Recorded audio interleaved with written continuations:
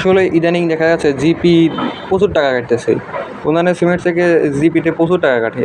আসলে এই টাকার অ্যামাউন্ট হিসাব করলে আমাদের সবার মাথা একদম ঘুরে উঠবো। এই ফুল ভিডিও দেখলে আপনারা বুঝতে পারবেন কী পরিমাণ টাকা কাটে। দেখেন আমি এখন এতে যাই, কিবোর্ডে যাই, কিবোর্ডে যাওয়ার পর আমি জিবিতে এখন ডায়াল করবো *121# ডায়াল করার পর সিম টু গ্রামীণ সিম ওখানে ক্লিক করলাম। ক্লিক করার পর এখন পেজ আছে যে একে ব্যালেন্স এবং কল রেট একে আছে। একে ক্লিক করার পর ব্যালেন্স এবং কল রেটের ভিতরের ফেসটা দেখাবে। ভিতরের ফেসটা দেখানোর পর এখানে 6 দেওয়া আছে, package number and call rate. আমি এখন 6 ক্লিক করব। 6 ক্লিক করার পর পরের ফেজে দেখা যাবে যে এখানে দেওয়া আছে প্যাকেজ সেন্স টু এত এত এত, আর এখানে 4 নাম্বার দেওয়া আছে my package call rate next page. এখানে 4 নাম্বারে দেওয়া আছে মাই প্যাকেজ কল রেট, তাই আমি এখানে 4 নাম্বারে ক্লিক করব। 4 নাম্বারে ক্লিক করার পর একটা পেজ আসবে, সেখানে লেখা আছে you will get an SMS soon thank you Grameenphone. Okay, দেখি কী বলে আসলে আমাদের সেই জিপি আমাদের কীভাবে বাস দিতেছে এই জিপি। এখন এই জেলা দেখে টের পাওয়া যাবো। এই SMS আইছে জিপির থেকে, দাঁড়ান দেখতেছি। তো এইমাত্র দিছে প্যাকেজ ডিজুস প্রিপেইড, সাথে 5টি সুপার FNF এবং 10টি FNF, যে কোনো নম্বরে কল রেট সুপার FNF 9 পয়সা 10 সেকেন্ড এত এত এত। একটা কথা বলছে যে অন্য অন্য নাম্বারে 33.2% পয়সা পার 10 সেকেন্ড।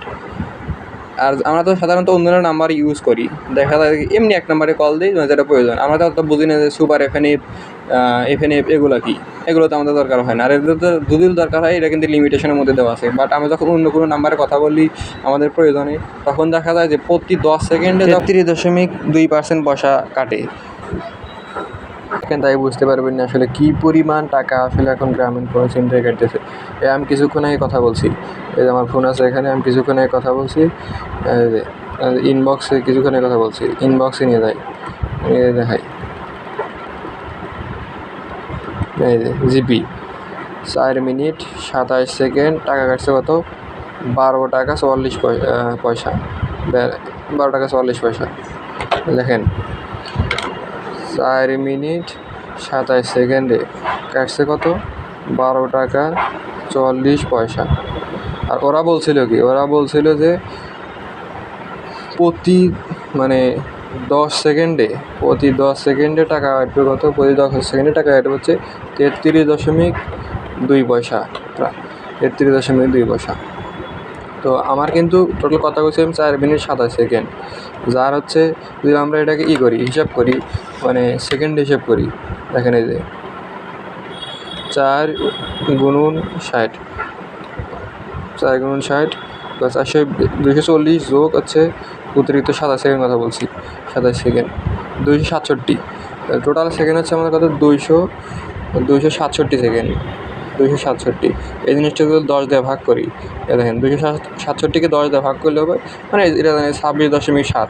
এখন প্রতি সেকেন্ডে যদি আমরা কত ওরা বলছে যে প্রতি 10 সেকেন্ডে এত টাকা, তাহলে হচ্ছে 33.2 দিয়ে যদি গুণ করি তাহলে কিন্তু আমাদের টাকার অ্যামাউন্ট কত হয় দেখেন 26.7কে দিলে আমরা 33.2 দিয়ে গুণ করি, তাহলে টাকার অ্যামাউন্ট হয় হচ্ছে আমার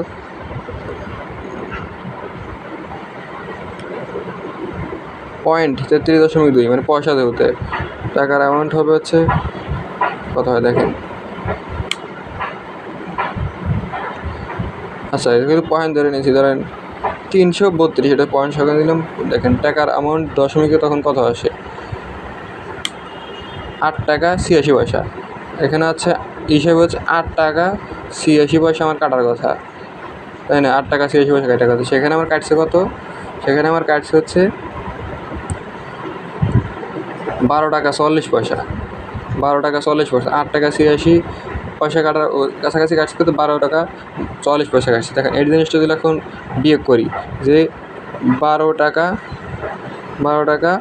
কত পয়সা 44 পয়সা, 44 পয়সাকে এখন ওই আমার বিয়োগ করি, তাহলে এখন আমাদের হচ্ছে 3 টাকা, দেখেন 3 টাকা 57 3 টাকা প্রায় 57-র বেশি, মানে 3.5 টাকার উপরে।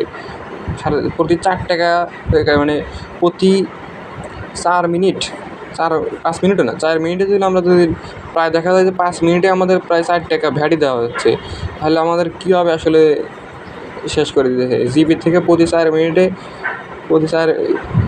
4 টাকা ভ্যাট নিচ্ছে, তো এটা কি মানা যায়? জিবি থেকে প্রতি 4 মিনিটে 5 টাকা ভ্যাট নিচ্ছে। এইভাবে চললে তো একদম একদিন দেখা যাবে যে প্রতি সেকেন্ডে 1 টাকা করে কাটবো। এখন সিদ্ধান্ত আপনারা কী করবেন? তবে যাই জিবিতে একটা সুবিধা যে জিবি যে কোনো জায়গায় দুর্গম এলাকাতেও নেট পাওয়া যায়। অন্যান্য ক্ষেত্রে দেখা যায় যে দুর্গম এলাকায় নেট পাওয়া যায় না, কিন্তু জিবির টাওয়ার সব জায়গায় থাকার কারণে নেট পাওয়া যায়।